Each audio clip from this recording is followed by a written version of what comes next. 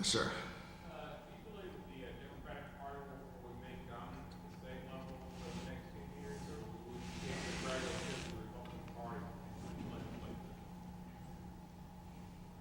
I think a takeover by the Republicans in the legislature is somewhat far distant. I think the more appropriate question is when will we have a Republican governor? Because that came very close, within 30,000 votes this past time, up against an incumbent Democratic governor who spent $7 million to retain the office. So as Georgia changes, as the 150,000 new people come into our state every year, 70% of which move to the Republican donut, the growing Forsyth counties, the growing Cherokees and Henrys and Cobbs and Douglases and Gwinnett's and so forth, I think the demographics of our state change slowly, but I think that one of these days you're going to have a Republican governor, and then it'll shift back and forth. The major elections for the U.S. Senate and governor have been very close, virtually 51-49 for the last 10 years, and certainly for the last 5 or 6 years. The 1992 race for the U.S. Senate was very close, and this race for 1994 governor was very close, 51-49. So I think ultimately you'll see Georgia fall, as every other southern state has fallen, and ultimately elect a Republican governor. We are the last state of the old Confederacy to have never elected Republican since Reconstruction. That's 1877, for those of you who don't know what Reconstruction is. But most people coming into Georgia are unreconstructed. And they don't know what Reconstruction is. They don't know who Sherman was. And so they don't come at politics the same way that Georgia has been coming at it since 1877. So I think Georgia now is a strong two-party state, no question about it, and the major races with major contenders will all be very close in that range. So I think it'll be like other states and shift back and forth now. No longer is Georgia, shall we say, a basic Democratic state. Yes, sir. I'm old enough to remember Roosevelt. I guess I'm one of the few. And I'd like to ask you, Mr. Secretary, if Roosevelt was alive today in Georgia, a counterpart to him, how would he face the very serious problem of our youths, who are over 52% of which in the main Georgia cities are not finishing high school, and those who do finish high school haven't the basic skills to find employment? The result is, in a city like Atlanta, the category of 16 to 19, 36% unemployed. How would you tackle a problem like that? I think Roosevelt would make that's why I read that statement that he read before the young people back in 1932, that we need the courage of the young. And that, your job is not just go out and make a living, but to help remake the world that you find. And I think he would be very change-oriented. He was the biggest changer of his time. We forget that.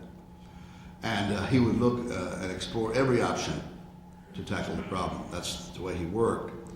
In terms of young people and their education, wouldn't surprise me if he wouldn't come up with something like the GI Bill or a local GI Bill to do exactly what he did on a nationwide scale. He would do it here. And believe it or not, the Hope Scholarship Program is kind of a new kind of thing that I think Roosevelt might enjoy putting into place, to open up the doors of higher education, because that really is where it is. Now it takes at least 2 years beyond high school to really qualify for any of the jobs out there. And yet 75% of our high school graduates don't go on to further education. That's one of the good things about the Hope Scholarship Program, is that 100,000 students who wouldn't be there are at the University of Georgia, the other university system places, and in Votech School now because of the Hope Scholarship Program, which provides financing. If you have the individual initiative and that takes personal responsibility, you want to go to school, then the financing will help you. So I think he would look for those kind of things.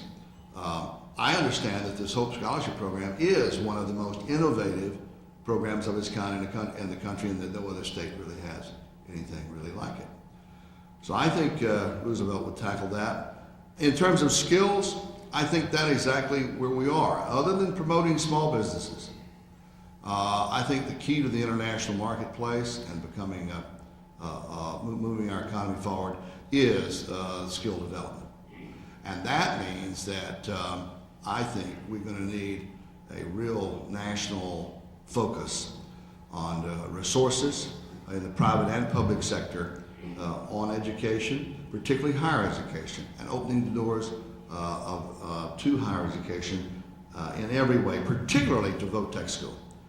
Because not everybody wants to go to college, not everybody can, and the economy doesn't demand that. But what the economy does demand now is at least 2 years of skill development beyond high school.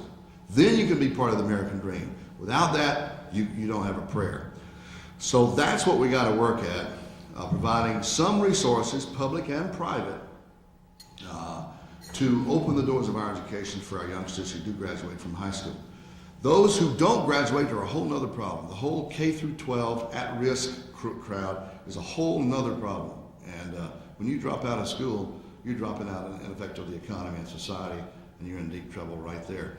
But the point is, for those most who do, we have to make some way here and provide some financing, government and private sector, so that there is no real financial barrier for those who do have the individual responsibility and the individual ability and have a good record to get into college and Votech School. I don't know whether that made any sense or not, but that's the way I feel about it. Yes, sir. Are you saying that you would extend that removal of financial barrier to grades K through 12? Because my work is with the Children's Education Foundation, and our concern is for low-income families that are locked into, as supported as I am of the public schools, some pretty miserable situations, and because of their financial status, they really don't have any other option. Is there the possibility that we have what the PEACH program before kindergarten and HOPE program after 12th grade, but the only group that's really locked out of these kinds of options are the children in grades K through 12.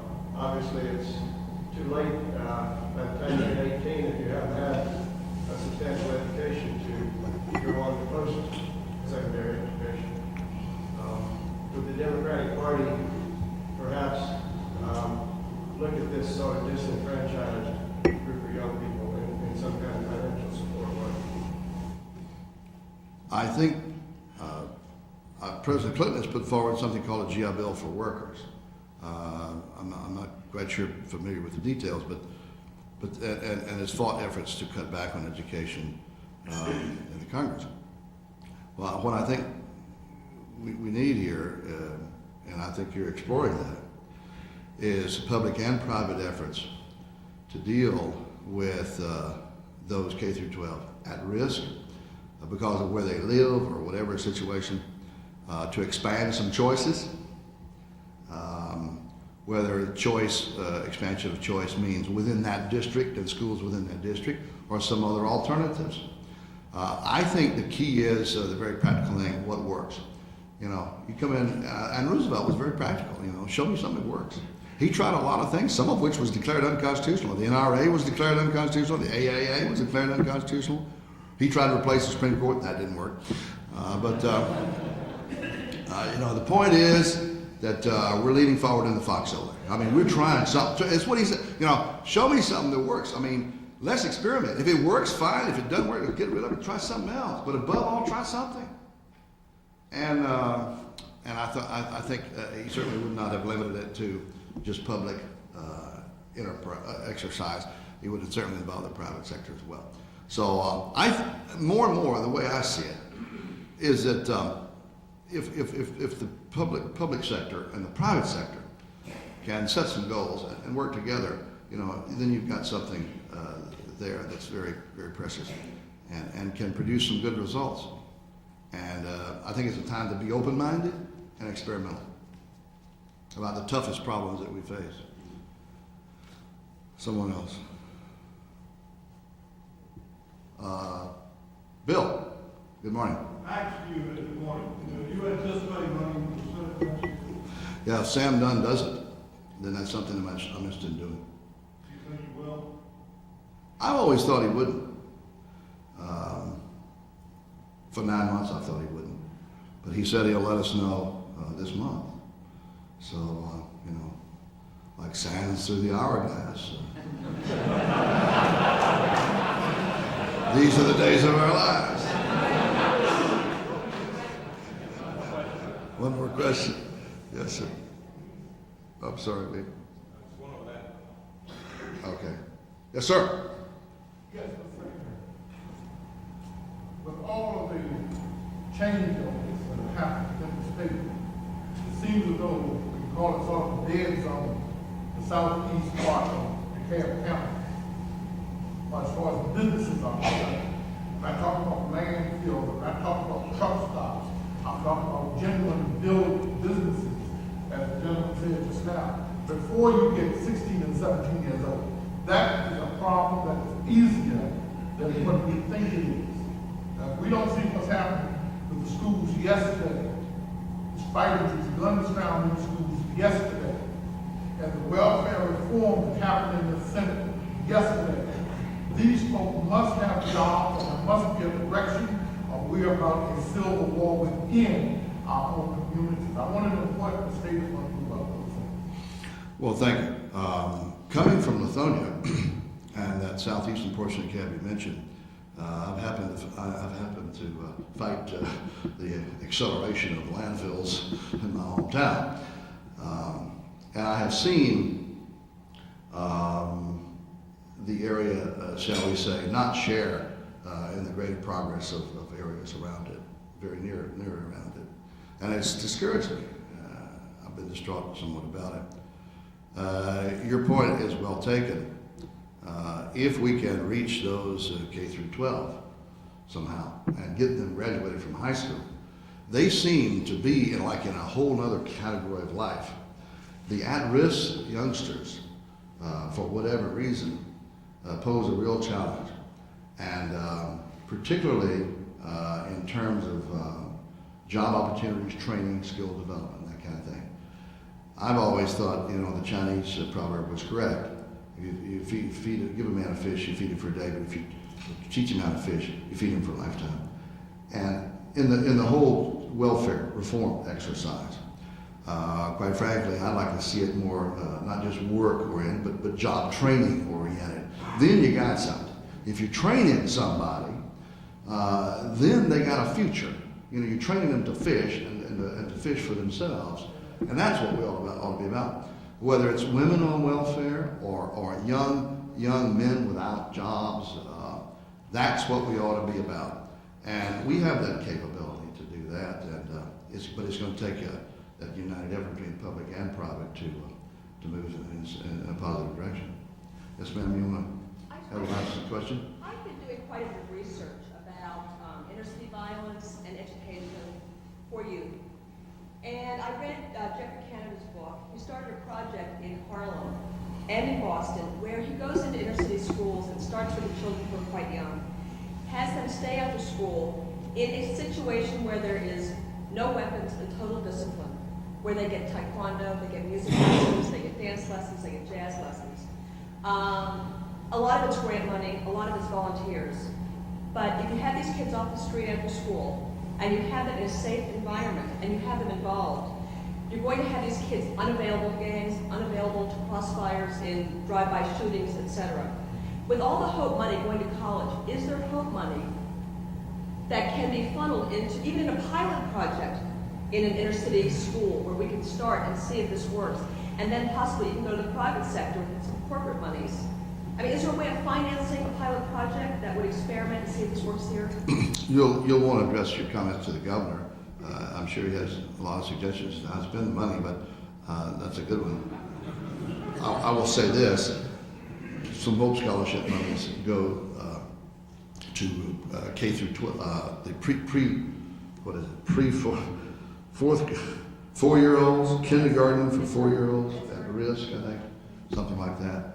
In other words, some of that money is going to youngsters, very, very young, four-year-olds, I think. But is it an organized school project? I don't think so. Not what you're talking about. And some other monies go to provide some computers in schools. But you're right. If you look at children from the middle class who are involved after school, they don't have time to get in trouble and to be pulled into drugs and pulled into a life of crime and neglect. And if we can, the parents can't do it. The parents are either out trying to work or the parents are out on drugs or whatever. If we can keep the kids in a safe environment for 3 more hours after school, it just makes sense if we're dealing with, starting with the youngsters. Which is why I've always been a big booster of something just generally called extracurricular activities, generally called sports. And I've always thought one of the great tools of any community was a couple or 3 good coaches that kept those youngsters there after school and gave them some good discipline and guidance, and built a team spirit. So there's a lot of good things that can be done, and we're certainly not without hope. Thank you very much.